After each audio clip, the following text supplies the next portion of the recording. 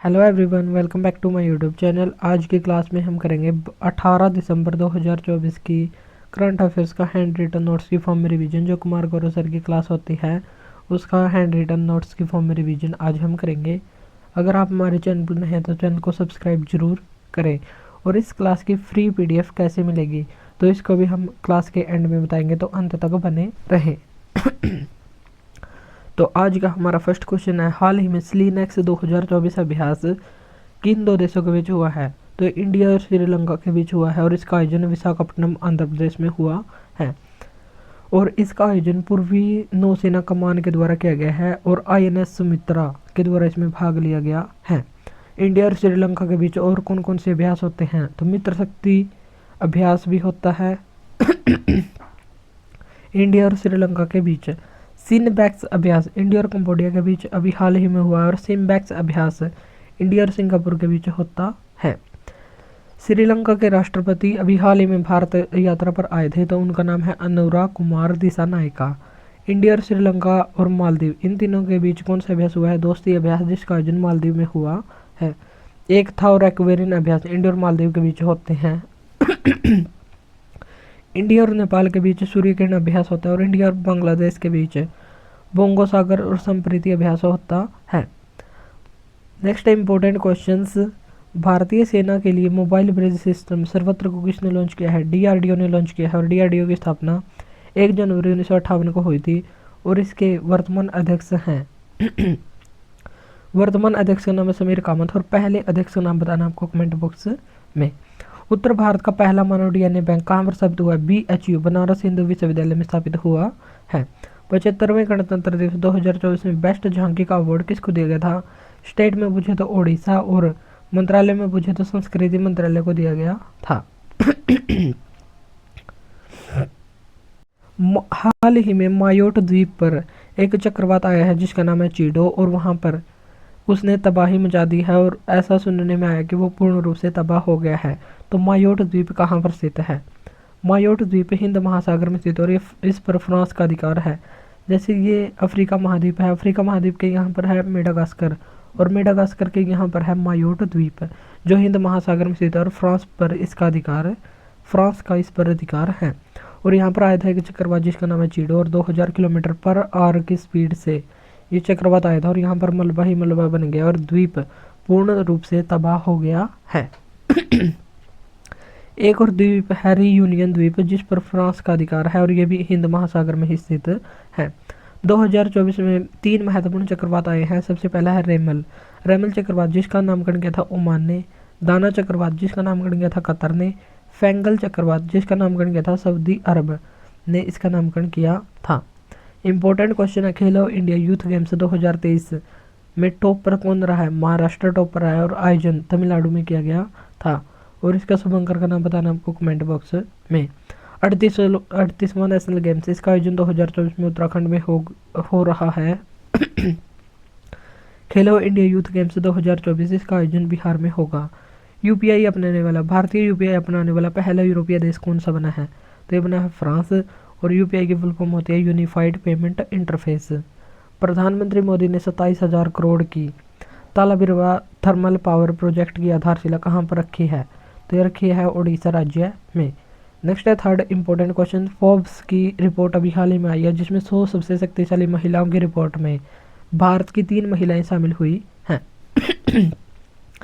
सबसे पहले हम देख लेते हैं विश्व में सबसे पहले स्थान पर कौन रहा है? उर्सुला वांडोर जो यूरोपियन यूनियन की अध्यक्ष बनी हुई है। तीसरे स्थान पर रही है जॉर्जियो मेलोनी जो इटली के प्रधानमंत्री हैं।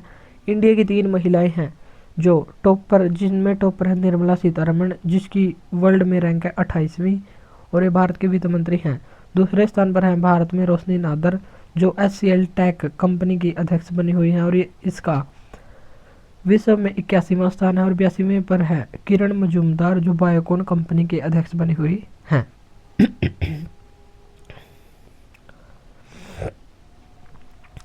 अब हम देख लेते हैं कुछ इंपॉर्टेंट क्वेश्चन।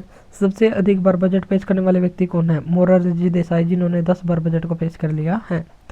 जीएसटी काउंसिल, इसके अध्यक्ष कौन होते हैं? तो इसके अध्यक्ष होते हैं वित्त मंत्री और अनुच्छेद 279A में इसका वर्णन किया गया है। जीएसटी काउंसिल की स्थापना 12 सितंबर 2016 को की गई थी। स्वतंत्र भारत के पहले वित्त मंत्री जिसने बजट पेश किया था तो ये थे के षणमुखम शेट्टी।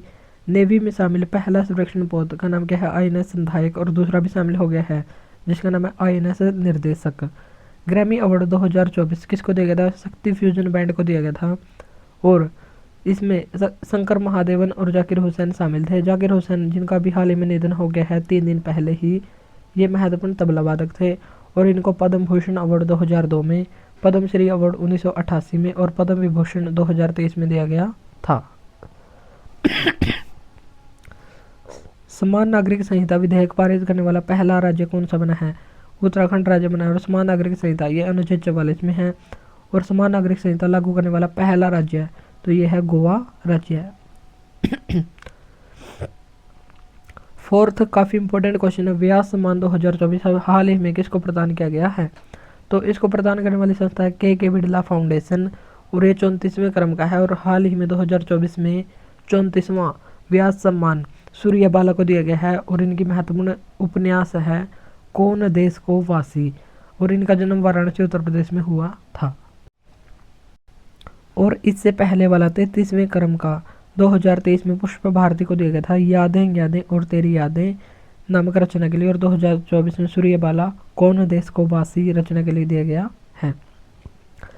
जसलीन कौर को कौन सा अवार्ड दिया गया है? टर्नर अवार्ड दिया गया। बुकर प्राइज किसको दिया गया है? तो ये सामंता हार्वे को ऑर्बिटल उपन्यास के लिए। ज्ञानपीठ अवार्ड पाने वाले पहले व्यक्ति कौन थे? जी शंकर करूप जिनको मलयालम भाषा के लिए दिया गया था।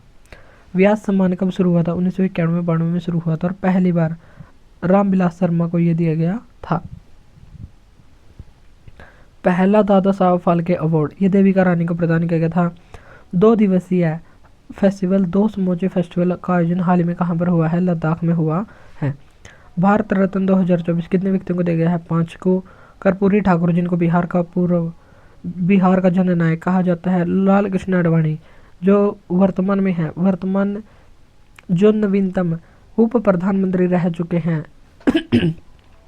लाल कृष्ण आडवाणी को। चौधरी चरण सिंह जिनको किसानों का मसीहा कहा जाता है और इन्हीं के जन्म दिवस पर 23 दिसंबर को किसान दिवस मनाते हैं। एम एस स्वामीनाथन भारत में हरित क्रांति का जनक। और पीवी नरसिम्हा राव इनको इनकी विदेश नीति के लिए और इन्हीं के समय एलपीजी लिबरलाइजेशन, प्राइवेटाइजेशन और ग्लोबलाइजेशन शुरू हुआ था।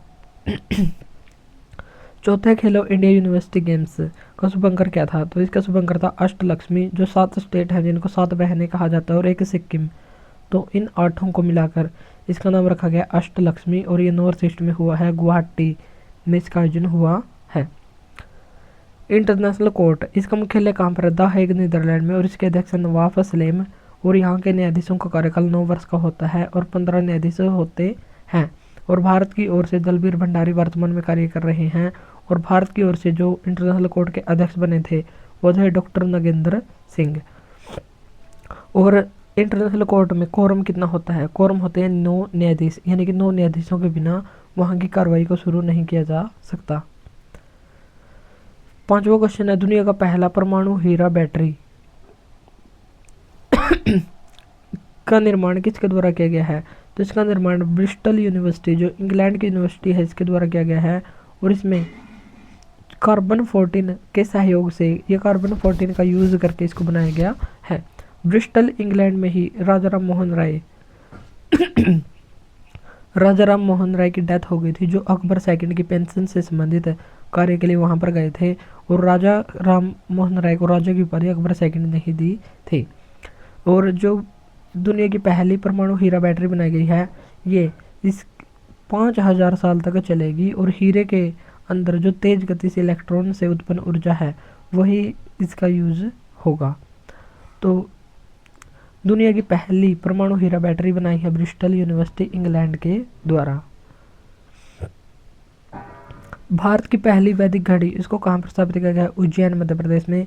C14 का यूज या कार्बन डेटिंग का यूज जीवाश्म का एज का पता लगाने के लिए किया जाता है। और केरल सरकार के द्वारा KPP नंबियार अवार्ड 2024 किसको दिया गया? S सोमनाथ को दिया गया है जो इसरो के वर्तमान अध्यक्ष बने हुए हैं। वैश्विक जैव विविधता फ्रेमवर्क कोष की पहली बैठक का आयोजन कहाँ पर हुआ है? वाशिंगटन DC में। 45वां शतरंज ओलंपियाड का आयोजन कहाँ पर किया गया है? बुडापेस्ट हंगरी में। और मेल और फीमेल दोनों का खिताब इंडिया के द्वारा जीता गया है। नेक्स्ट है 6th क्वेश्चन। हाल ही में लोकसभा में कानून मंत्री अर्जुन मेघवाल के द्वारा 129वां संविधान संशोधन विधेयक पेश किया गया है, तो उसका संबंध किससे है? तो लोकसभा में 17 दिसंबर 2024 को 129वां संविधान संशोधन विधेयक पेश किया है और इसका संबंध है वन नेशन वन इलेक्शन से और एक राष्ट्र एक चुनाव से संबंधित है। और पहली बार इसमें इलेक्ट्रॉनिक वोटिंग का यूज किया गया, जिसमें यस करने वाले 269 थे और नो करने वाले 198 सांसद थे। और अर्जुन राम मेघवाल ने बताया है कि इसके द्वारा एक नया अनुच्छेद आएगा जिसका नाम होगा 82A। इसमें लोकसभा और विधानसभा का चुनाव एक साथ होगा, ऐसा प्रावधान किया जाएगा। तो ऐसा नया अनुच्छेद आने की भी संभावना है। और वन नेशन वन इलेक्शन समिति किसकी सिफारिश पर आई थी? तो इसके अध्यक्ष बने हुए थे रामनाथ कोविंद। तो रामनाथ कोविंद कमेटी की सिफारिश पर आई है। वन नेशन वन इलेक्शन के फायदे क्या क्या होंगे? इसमें चुनावी खर्चा कम होगा, जैसे अब वर्तमान में कभी किसी राज्य में कभी किसी राज्य में तो चुनाव होते रहते हैं, तो चुनावी खर्चा कम हो जाएगा, एक ही बार में सब कुछ निपट लेगा और कार्य तेजी से हो पाएंगे। जैसे आचार संहिता लग जाती है तो वहाँ पर सरकार कोई नया काम नहीं कर पाती, तो एक वर्ष में जैसे एक ही साथ चुनाव होंगे तो कार्यों में तेजी आएगी। तो ये इसके फायदे हैं। और 128वां बिल जो इससे पहले पेश हुआ था उसका संबंध था नारी शक्ति वंदन अधिनियम, जो 106वां एक्ट बन चुका है। अब हम देख लेते हैं कुछ इंपॉर्टेंट क्वेश्चन। भारत की पहली हेलीकॉप्टर आपातकालीन चिकित्सा सेवा कहाँ पर शुरू की गई है? उत्तराखंड के ऋषिकेश में। इसरो के द्वारा मौसम उपग्रह इनसैट 3DS को लॉन्च किया गया है।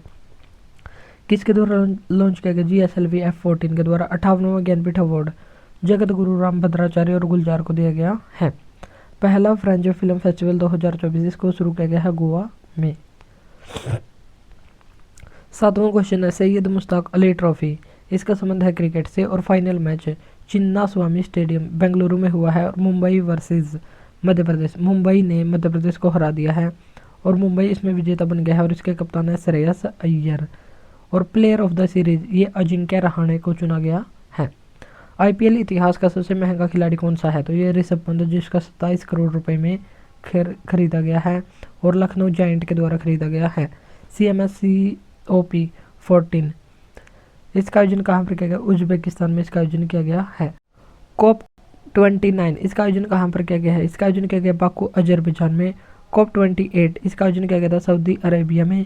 COP 27 इसका आयोजन किया गया था शर्म अल शेख मिस्र में और ये क्लाइमेट चेंज से संबंधित है। और COP 30 इसका आयोजन 2025 में कहाँ पर होगा? तो ये बताना आपको कमेंट बॉक्स में। COP 16 इसका आयोजन कोलंबिया में हुआ है और ये जैव विविधता से संबंधित है। BPCL के द्वारा भारत पेट्रोलियम कॉरपोरेशन लिमिटेड के द्वारा किस हवाई अड्डे पर देश का पहला हरित हाइड्रोजन संयंत्र स्थापित करने की बात कही गई है? तो कोच्चि में करेगा। शांति प्रयास अभ्यास का आयोजन कहाँ पर किया गया है? नेपाल में किया गया है। 8वां क्वेश्चन है गढ़ी माई महोत्सव का आयोजन कहाँ पर किया गया है? गढ़ी माई महोत्सव का आयोजन किया गया है नेपाल में और ये विश्व का सबसे बड़ा पशु वध उत्सव है। हर 5 साल में इसका आयोजन किया जाता है और भक्तों की मनोकामना पूरी करने के लिए यहाँ पर पशुओं की बलि दी जाती है। सुप्रीम कोर्ट ने इस पर रोक लगाने का भी आदेश दिया था 2019 में, लेकिन इस आदेश की कोई पालना नहीं हुई। पहले खुले में पशुओं का वध कर दिया जाता था, लेकिन अब एक कमरे में पशु का वध कर दिया जाता है, जिसका नाम है गढ़ी माई महोत्सव, जो नेपाल में होता है और ये पशु वध उत्सव है। पशुओं की जान यहाँ पर ली जाती है। इंडिया और नेपाल की सीमा किन राज्यों के साथ लगती है? 5 राज्यों के साथ लगती है, उत्तराखंड, उत्तर प्रदेश, बिहार, सिक्किम और पश्चिम बंगाल। और यहाँ की राजधानी है काठमांडू, जहाँ पर SAARC South Asia association for regional corporation इसका मुख्यालय स्थित है और यहाँ की मुद्रा है नेपाली रुपया। अंतर्राष्ट्रीय मुद्रा मातृभाषा दिवस ये मनाया जाता है 21 फरवरी को। समक्का सरलम्मा यात्रा जो एशिया का सबसे बड़ा जनजातीय महोत्सव है, तेलंगाना में इसका आयोजन किया जाता है। तेलंगाना में ही बोनालू में द्रम यात्रा का आयोजन किया जाता है।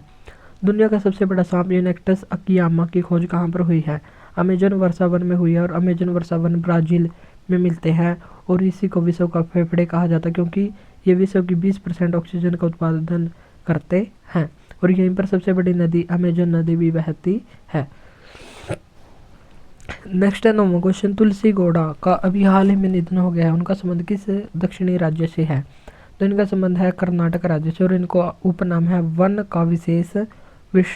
का विश्वकोश या वृक्ष देवी इनको कहा जाता है।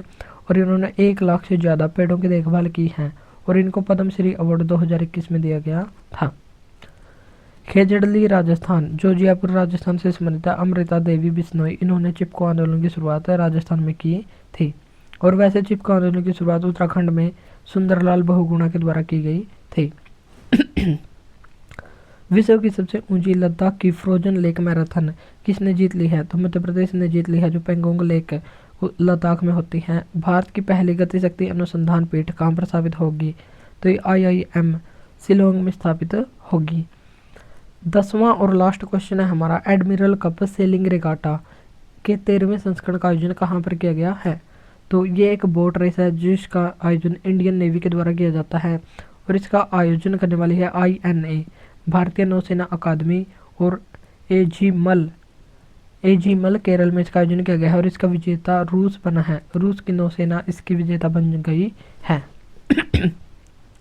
तो सेलिंग रेगाटा एडमिरल कप, इसका आयोजन इंडियन नेवी अकेडमी के द्वारा किया जाता है केरल के एजीमल में। मोबाइल वर्ल्ड कांग्रेस 2024 इसका आयोजन कहाँ पर किया गया है? स्पेन में। FATF जिसकी स्थापना कब हुई थी और इसका मुख्यालय पेरिस में स्थित है? तो स्थापना बतानी है आपको कमेंट बॉक्स में। और इसके अध्यक्ष बने हैं एलिसा मद्रो, जो मैक्सिको की रहने वाली हैं। लोकपाल पद के पहले अध्यक्ष कौन थे? तो पहले थे पिनाकी चंद्र घोष और दूसरे बने हैं अजय मानिक राव। तो ये थी हमारी आज की क्लास जिसमें हमने महत्वपूर्ण 10 इंपॉर्टेंट क्वेश्चंस को देख लिया है। 16 मिनट में हमने इस क्लास का रिवीजन कर लिया है और इस क्लास की फ्री PDF के लिए हमारे वीडियो के डिस्क्रिप्शन बॉक्स में टेलीग्राम चैनल का लिंक दिया गया है, तो उसको ज्वाइन करके इस क्लास की फ्री PDF को ले सकते हैं। तो आज के लिए इतना ही, मिलते हैं नेक्स्ट वीडियो में। Thank you.